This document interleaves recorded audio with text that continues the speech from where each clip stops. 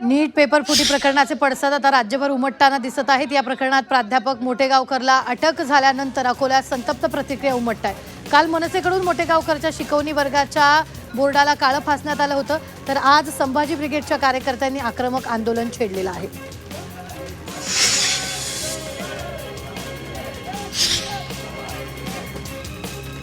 रायगड विधान परिषद उमेदवारीवरून शिवसेना राष्ट्रवादीच्या गोटात साटलोटाची चर्चा सुरू आहे। रायगड पालकमंत्री पद शिवसेनेकडे देऊन बदलात राष्ट्रवादीकडे विधान परिषदेची उमेदवारी देण्याबाबत राजकीय वर्तुळात चर्चा रंगते। मात्र अद्याप शिवसेनेकडून याबाबत कोणताही प्रस्ताव दिला नाही अशी माहिती सूत्रांनी दिली आहे। जळगावच्या परसाळेमध्ये वादळ आलं। या वादळी वाऱ्यामुळे लग्नाच्या हळदीचा मंडप उडाला। या दरम्यान उडून जाणाऱ्या मंडपाला सावरण्याचा प्रयत्न केला, मात्र सोसाट्याच्या वाऱ्यामुळे मंडप उडाला। सुदैवानं कुणालाही दुखापत झालेली नाही।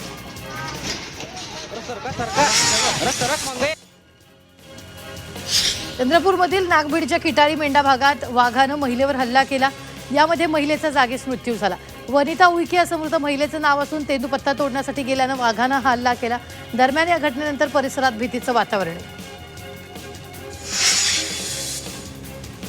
रत्नागिरीत समुद्रात बुडणाऱ्या महिलेला वाचवण्यात यश आले। अल्ट्राट्रेक जेट्टी ते मिरकरवाडा या दरम्यान समुद्रात कालवे काढायला गेलेली महिला समुद्रात बुडत होती, मात्र महेश मिल्की या तरुणाच्या धाडसामुळे महिलेचे प्राण वाचले। दरम्यान या महिलेवर रुग्णालयात उपचार सुरू आहेत।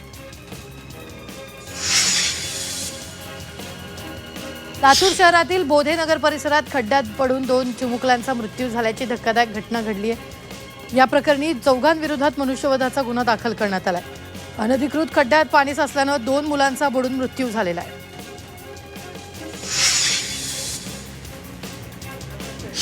नाशिकमधील अश्वमेधनगर परिसरात 5 वर्षाच्या चिमुरडीवर अत्याचार झाल्याची संतापजनक घटना समोर आली आहे। आई घरकामात व्यस्त असताना 30 वर्षीय आरोपी धानू अली शेख यानं मुलीसोबत अश्लील चाळे करत विनयभंग केल्याचा आरोप आहे। या प्रकार वारंवार घडत असल्यानं घाबरलेल्या चिमुरडीनं अखेर आईकडे सांगितलं। या प्रकरणी आरोपी विरोधात पोक्सो कायद्यान्वये गुन्हा दाखल करण्यात आला।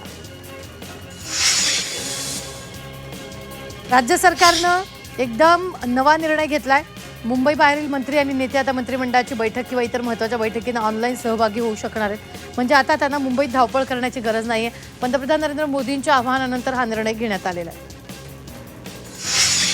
स्थानिक स्वराज्य संस्थेची नांदेडची विधान परिषदेची जागा राष्ट्रवादी काँग्रेसला सोडण्याची मागणी आमदार प्रताप पाटील चिखलीकर यांनी केली आहे। मुख्यमंत्री देवेंद्र फडणवीस आणि उपमुख्यमंत्री सुनेत्रा पवार यांच्याकडे आपण मागणी केल्याचं आमदार चिखलीकर म्हणाले।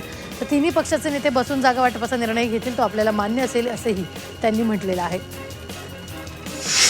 अकोल्याचे उपमहापौर अमोल गोंगींनी महान